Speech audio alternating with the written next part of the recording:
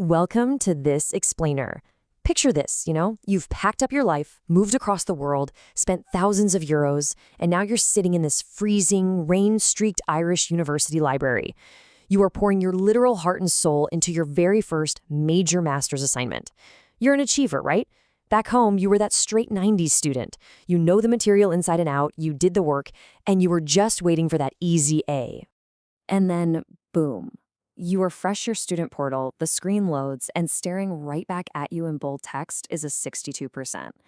Your stomach just completely drops. You get that awful, visceral wave of psychological panic. You're probably immediately thinking, oh my gosh, am I failing? Did I totally misunderstand the point here?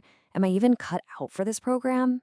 Well, that brings us to Section 1, the 70% grade shock.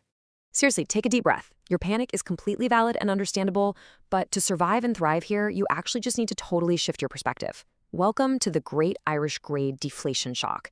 There is a massive disconnect between what you might expect globally and the actual Irish reality for NFQ Level 9, which is your master's level, by the way. Look, in the US or parts of Asia, you generally need a 90 to 100% to get an excellent or an A.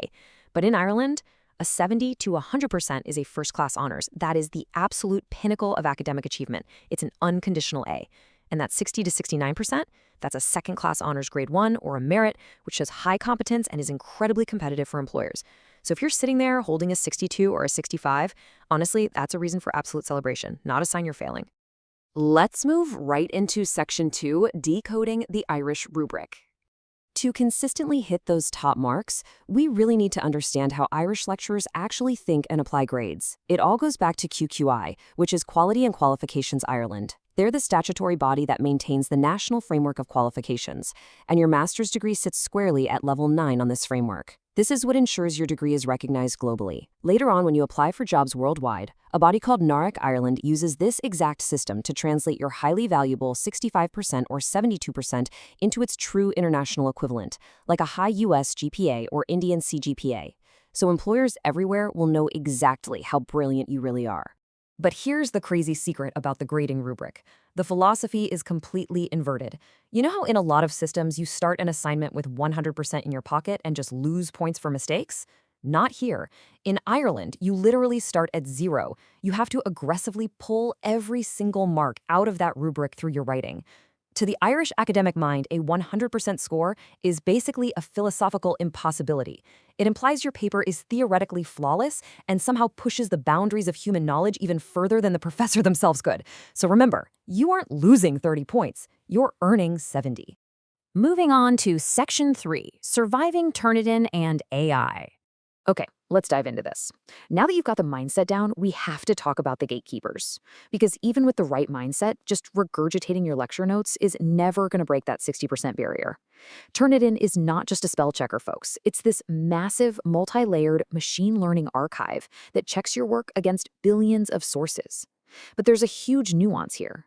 A high similarity score, like 30%, might actually be totally acceptable if it's made up entirely of properly cited block quotes. On the flip side, a tiny 6% score with just 3 uncited, paraphrased sentences, that could trigger an academic misconduct review. The crucial takeaway is this: you have to synthesize, not just summarize. If you simply copy slides or rely way too much on direct quotes, your similarity index will spike and your grades are going to stay permanently stuck in the low 50s. And we absolutely have to talk about the strict 2026 AI policies. Submitting AI-generated text as your own original work, that is straight-up academic misconduct. It is functionally equivalent to plagiarism. Now, using AI to brainstorm or outline is usually fine, though the rules on disclosing that vary wildly from module to module. But listen to me, be incredibly careful with your dissertation. Using AI to write your dissertation is an unambiguous level 3 or 4 misconduct offense, and that can literally mean getting expelled from the program. Your dissertation has to be an original demonstration of your independent research. 0 exceptions. Oh, and another huge factor? You're working under a continuous assessment model, meaning your grade is built across multiple assignments over time, not just one final exam. Because of this, deadlines are absolute. Most universities will hit you with a massive penalty of 10% per calendar day for late submissions. Hear me clearly on this. If you're just one day late on a major assignment, you have lost an entire grade band before your professor even reads the first word. Let's look at Section 4, resits and visa rules. So we have to address the elephant in the room. What happens if the adjustment to this whole system hits you hard and you actually score below 40%? What if you fail a module? Well, this leads to the most shocking rule that so many international students completely miss, the 40% reset cap. Say you fail, you get a summer reset opportunity, you study like crazy, and you write a flawless paper that earns a 95%. Guess what? It does not matter. It goes in your official transcript as exactly 40%. It is strictly capped. And that one single capped module can drag your overall average way down, turning a distinction into a merit. Plus, failing a module introduces some really severe visa risks. Your Stamp 2 student permission requires you to maintain 80% attendance and stay enrolled full-time on an approved program. Now, failing one module won't instantly get your visa revoked, but if you get frustrated and abandon your resets, forget to register for them, or just stop going to class, you risk deregistration. And deregistration ends your enrollment and immediately puts your Stamp 2 status in jeopardy. If you're struggling, your absolute first stop needs to be the International Student Office. Okay, let's pivot to some good news. Section 5, the dissertation equalizer. Now, what's really interesting about the program structure is how you can recover if you hit a stumbling block. You look to the ultimate academic safety net, your dissertation. Think about the sheer weight of this single project. In a standard 90 ECTS credit master's program, your 15,000 to 20,000 word dissertation carries between 30 and 60 credits. That means it can literally represent up to 2/3 of your final classification weight. It is the great equalizer. A stellar, highly critical dissertation can completely repair a damaged GPA and lock in your overall honors classification.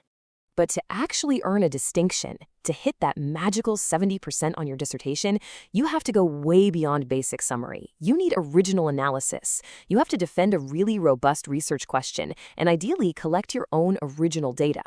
But a huge word of warning here. If you are collecting data from human subjects, you absolutely must secure ethics approval first. This is the trap so many students fall into because approval takes 6 to 8 weeks. You've got to submit that ethics application at the exact same time as your proposal, or you are simply going to run out of time. All right, Section 6, your action plan. Let's move to the strategy and see how this builds into a foolproof 3-step checklist for every single paper you write. Step 1 is the 2026 currency rule. Make sure at least 40% of your citations are from high-impact academic journals published within the last 3 years. Step 2 is the counter-argument vector. Actually dedicate a full section to tearing apart the weaknesses in your own central thesis. It shows incredible critical depth. And step 3 is multi-source synthesis. Never, ever let a paragraph end relying on just one source. Weave themes together across multiple corroborating papers. Doing this proves you're producing publishable quality research, not just a standard essay. So the crucial point is this. Your immediate next steps require a total mindset shift. Stop looking at a 60% like it's a failure. You're playing at an elite system now. Go book some time during your professor's feedback hours. Seriously, don't hide from a low grade. Actually bring your rubric to that meeting and ask them straight up, what specific analytical depth was missing here to push this from a 62 to a 70? Remember, Irish academia is not looking for parrots who just repeat things back. They are looking for peers. Show them your critical voice. And to master this whole journey, you really need the right tools. I highly, highly encourage you to visit MyFlightOffers.com. Not only can you read incredibly detailed blogs and thorough survival guides there, covering everything from academic phrasing to protecting your visa, but it's also hands down the absolute best platform to book your international student flights to Dublin. Pro tip, plan ahead and book those tickets 3 to 5 months early to completely bypass that crazy peak student search pricing. If this explainer gave you the clarity and the strategy you needed to conquer your MSc, please go ahead and hit that like button. Share this with your university WhatsApp groups so your classmates finally understand how that 40% reset cap works, and make sure to subscribe for more deep dive strategy content designed specifically for focused learners like you. Before we wrap up, I want to leave you with a final thought to ponder. Stop right now and think, what is your current average grade? Drop it in the comments below and let me know exactly how you plan to use multi-source synthesis on your very next paper to smash right through that 70% barrier. Let's decode our next A together. Keep learning, keep pushing, and I will see you in the next explainer.